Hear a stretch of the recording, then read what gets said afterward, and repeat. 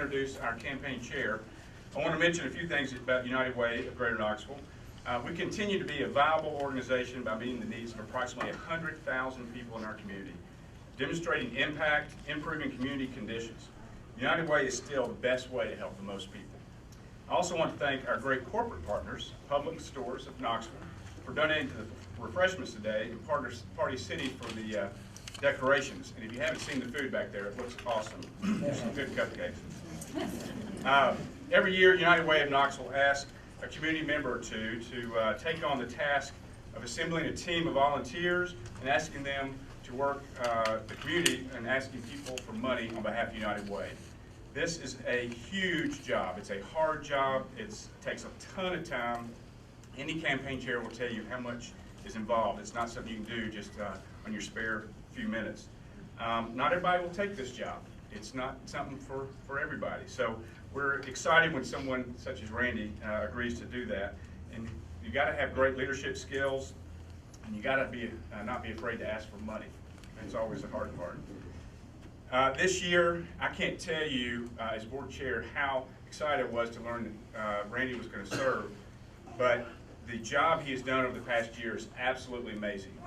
This guy's got more energy than Energizer Bunny. He puts everybody to shame. Randy, as you all know, is the founder and owner of Radio Systems, the PetSafe brand. He owns the Tennessee Smokies. He's a proud husband of Jenny Boyd, owner of Boyd's Jig and Reel. And he serves on numerous nonprofit boards. His accomplishments with education advances in our state are now nationally recognized, as demonstrated by the recent visit by our president. And as you likely know, he has a new job. He was appointed to the position of Commissioner of the Tennessee Department of Economic and Community Development by Governor Haslam. He started that job 3 weeks ago. 8 days ago. It feels like 2 or 3 weeks, yeah. And he's been working hard, so we're glad to have him here today. And throughout this campaign, he also ran 4 marathons. If you're like me, I can barely run 4 miles, much less 4 marathons. So, if you will help me give an enthusiastic welcome to our campaign chairman, Randy Boyd.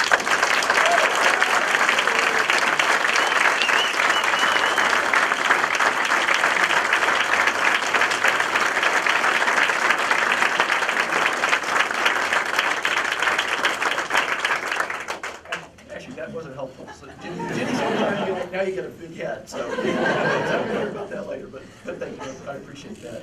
So actually, if you're reading between the lines what Tommy just said, well, this guy can't keep a job.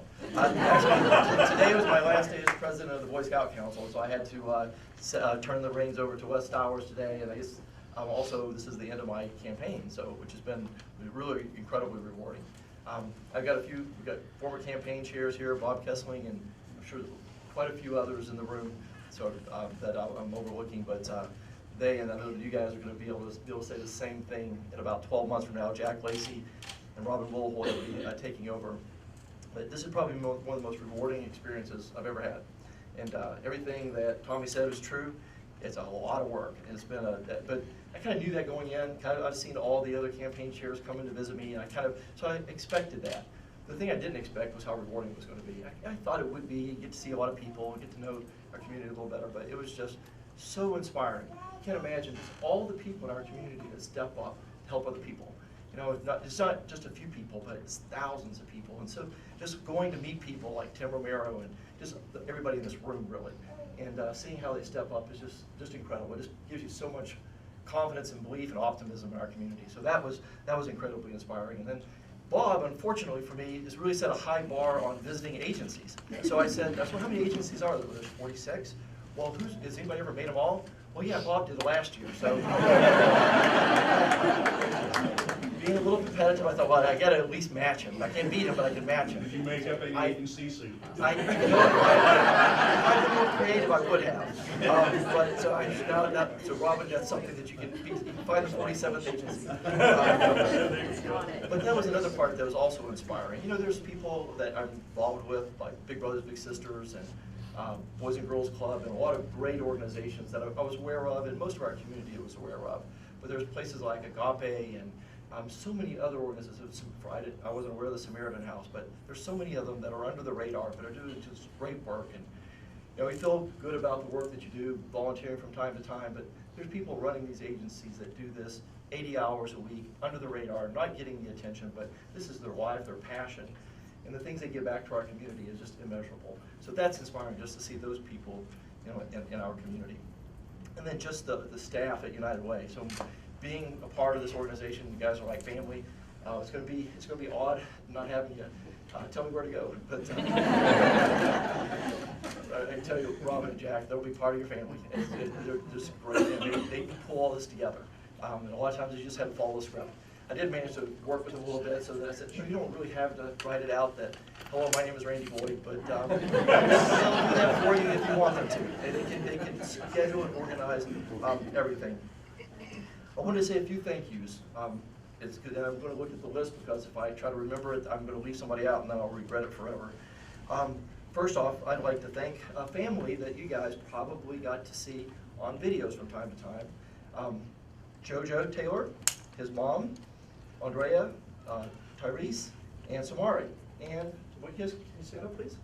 These guys were the stars of the video, and I will let you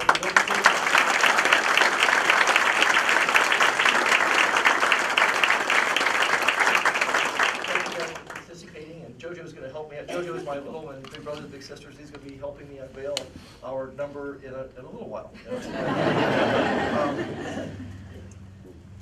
So I also want to thank all the people that helped us with the program. We have something that I've mentioned to Robin, but the team that you create, that you recruit, is critical. Because half the people are standing, but the cabinet members could either stand or raise your hand. Good. So the standing part's not working very well.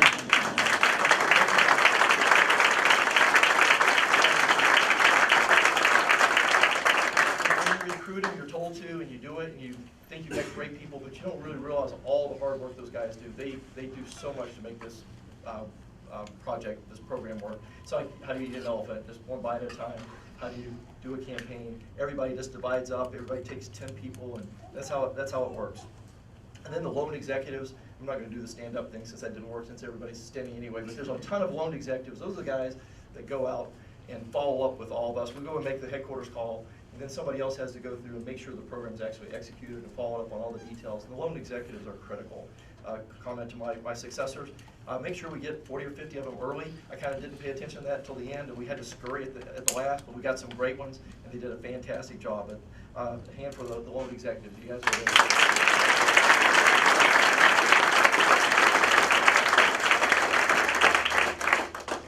a whole lot of people on the team. The branding and messaging committee helped do the film and a lot of that hard work. Our community engagement and mobilization committee, we had the labor participation involved in it. The OBI outcomes-based investment team, that's all part of the United Way. Volunteer teams that help us identify where we need to invest the money. Those guys did a tremendous amount. Operations committees, all the agencies. You know, the cool thing about this program that I found out is that every agency that you're giving money to, they individually, out of their personal money, these guys aren't getting paid a ton, but they know how important every dollar is, and so every one of them also give back to the program. Make sure I haven't missed anybody, but just, and for all those that I didn't thank, it takes us all. And it's been just an incredible experience to see how many people can pull together and get something great accomplished. So I don't regret setting a big goal. We set a big goal of $13 million. I believe in setting a big goal, even if you don't achieve it. When we decided to do $13 million, I met with some of my cabinet members, and we looked at our history. In the last 5 years, we've been averaging $12 million. But we look back in 2007, a good friend of ours, Bob Talbot, did $12.7 million. We thought, you know, well, if Bob can do $12.7 million, we should go for a new goal. So we're going to go for $13 million. And I thought, you know, we can do this. Until we had our big cabinet meeting with Jim Haslam and everybody else in the room that has had a lot more experience at this than me. And so I, with enthusiasm, share that we're going to go for $13 million, and Jim's on the front row and says, "Whoa, you can't do that." But when Jim tells you you can't do that, I might have messed up here. I mentioned that, you know, we did have a contract with TVA that we lost. That's $500,000. We had a couple of special one-time only donors for $250,000. We lost that. We had a couple other campaigns that are now going to be doing open campaigns where 2 or 3 other people could take some of the money and it won't all go to United Way. And we're not going to do that. So you realize that you're actually $1 million in the hole.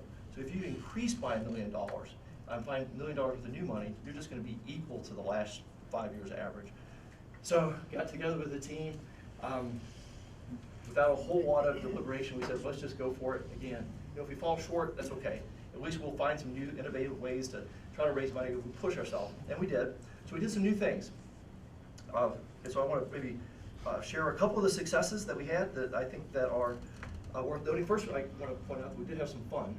We had some competition, and we had some winners and we had some losers. We have some winners in the room and some losers in the room. I'll start with one of the first competitions I was involved in. If you were at the launch, I challenged Tim Romero, or he actually challenged me to a competition where which company got the highest between enterprise and radio systems, which one of us got an increase in the participation the most, would be the winner. The loser would, in Tim's case, he was going to have to come over and wash dogs at Betsy Village for half a day. I was going to have to wear a suit and wash cars in Enterprise for half a day. I'm sad to say that I lost. We may happen to say you own a jacket. Thank you for that. That was we made a deal. I ended up coming and speaking at Rotary and joining Rotary, so I managed to buy my way out. I may have been better off with the half day of Washington. No, I'm excited about being a Rotary. Also, our fire chief and our police chief also had a competition. I don't think either of them were able to make it today. Chief Roush sent me an email the other day to tell me that he lost. So he's going to be washing a fire truck. And he's, I'm not sure when he's going to schedule it, but hopefully this spring. And then finally, our mayors had a bet. So the loser between the 2 mayors had to spend a day, or no, either a city council meeting or a county commission meeting, and the other one's a meeting. Because neither of them, I think, particularly enjoy the meetings. At least, I guess I meant the city. I guess we'll just announce that our city mayor did win. They made a compromise, and the compromise was I gave a gallon of blood. yeah. So What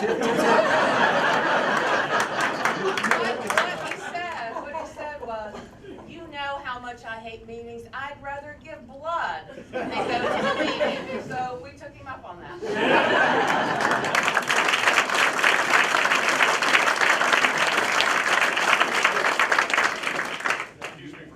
I went to sleep and they went on and took more after that. And my wife actually gave also as part of the deal. some other things we did, some other successes. We thought it would be great for other people to be able to see the kind of things that we're seeing when we take these tours of the agencies. So we had a lot of videos done. I think we did a little over 10. Andrew Buggs at my company volunteered his time to do a lot of the videos. Unfortunately, Andrew is having to work today. My successor at Radio Systems wouldn't give him the hour off, but anyway, he did a lot of the videos on his own time. The folks at WBIR also contributed a lot of the videos. So now more people can see what we're seeing as campaign chairs and what these agencies are doing. So that's a new thing that we did. Another thing that we set out to do was eliminate that objection that we have from a lot of people about the money that it costs United Way to operate. Some people say, well, I don't really want to give United Way money because money will be taken out for operating costs. We'd rather just give the money directly to the agency. And our United Way is one of the most efficient United Ways in the country. So we thought, let's not even have that argument. Let's just take that off the table. So we went to our top 20 donors. Every one of them, 100% of them said, yes, we'll make our donation go to the operating costs. And so we were able to then take that, set up a separate fund for operating costs and go to every other donor in the community and say, every single penny you give is going to go to operating costs. So that was, I think, a success that we did this year. Another big thing that we were doing was trying to set up new de Tocqueville members. We got, and you're going to have to help me, Lauren, 16 new de Tocqueville members, which I'm told is a record number of de Tocqueville members. Thank you all who have joined de Tocqueville for the first time. And our new grand total of de Tocqueville members are 141. So we've got a big new group of de Tocqueville members, and we appreciate all that. I think that is a big success. See our friends from Helen Ross McNabb here. We decided to do a capital campaign. That was something new. And the idea was, usually when we raise money, it's to help operating costs. but we've never done a capital campaign for it to help build a project of some sort. Our friends at Helen Ross McNabb had a tremendous project to help build a veterans home for veterans that served our country, and as a result of that service, end up with some type of disability, mental, emotional disability, or homeless. And it seemed like just a travesty that something like that could happen in our community. So with all of your help, we went out to raise the $200,000 they needed to help finish this project, and we accomplished that. So we had a lot of successes. You know, we raised we set up a new fund for operating costs. We got a new set of the Tocqueville members. We got this new veterans home built. So even if you don't hit the $13 million, I think you can take a lot of pride in the success that we've had and all the things that we did that was new. With that, I guess it's time to share the number. So with some help from Joseph. And the tricky part is we don't know which way is up on this, so we're going to start off slowly and then reverse if we need to. Ah, this is right. Okay. So you're going to unroll it slowly.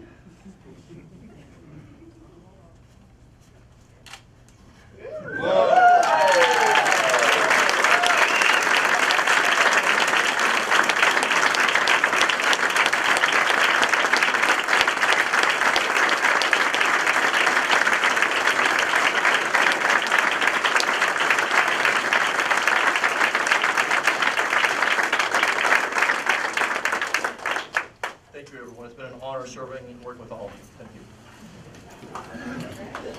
you.